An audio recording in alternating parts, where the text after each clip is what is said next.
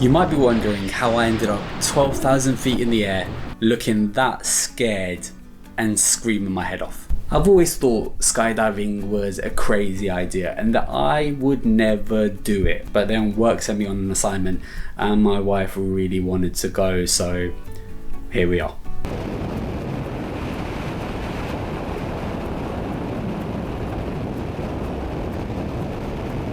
But okay, why should I actually be that scared?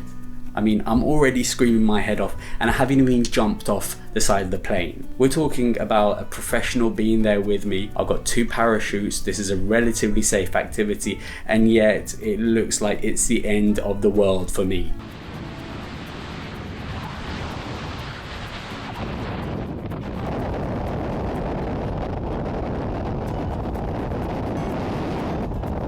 Well, the reason is I have an old fear of heights from when I was a kid. Now I've mostly overcome it, but again, I am jumping out of a plane. Oh, was it?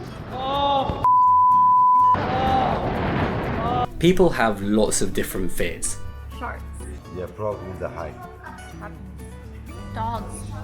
Now, we often call these phobias, but they're actually not. There's a difference between a fear and a phobia. A phobia is an actual medical condition. It only affects a minority of people.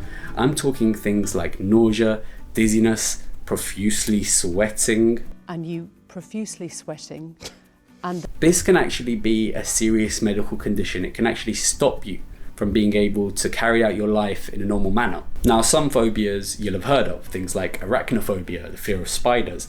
But there's others that are a lot less common, a bit weirder, and I'm gonna have to read some of these out. Arachibutyrosphobia is a fear of peanut butter.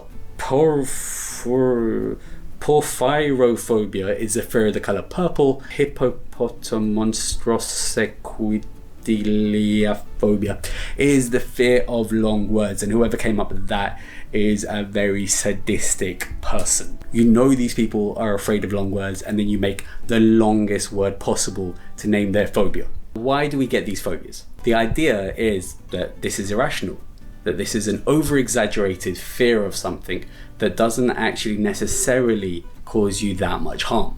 So what exactly is going on? It boils down to your fight or flight reaction. Your brain has seen this stimulus and it's going crazy in response to it. Your brain's effectively going haywire. Now, this could be because of genetics, it could be because you're copying someone who's close to you, it could be something distressing that happened to you when you were younger, say for example a bee stinging you and then you spending the rest of your life being afraid of bees. No one's entirely sure why people have phobias. And maybe it's not so irrational. There was a test conducted where babies were shown pictures of snakes and spiders, and when they saw them, their pupils got larger compared to when they saw pictures of, say, fish and flowers. Now, this indicates a stress response. Doesn't necessarily mean fear, but it means that the baby is getting ready to deal with whatever these snakes and spiders are going to bring. Now, the idea is that maybe this is a result of our ancestors thousands of years ago, essentially evolving alongside these snakes and spiders and learning that these were potentially dangerous. And in layman's terms, that knowledge then being passed on to the next generations and the ones that follow. Right, so what can you do about it? Well, there's something called exposure therapy. The idea is that you confront your fear. Now, you can do this under the strict supervision of a trained professional, or you can just go on a TV show and they'll put you in a bed of cockroaches.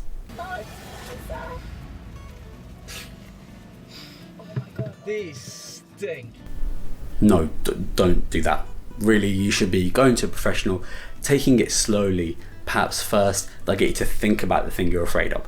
Then maybe they're going to show you a picture of it, and then slowly you get you to the point where you're going to be able to touch it and look at it as well.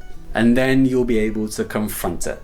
And who knows, maybe you'll be able to have some amazing experiences once that phobia is no longer holding you back. Or you'll just be screaming out of the plane like I did.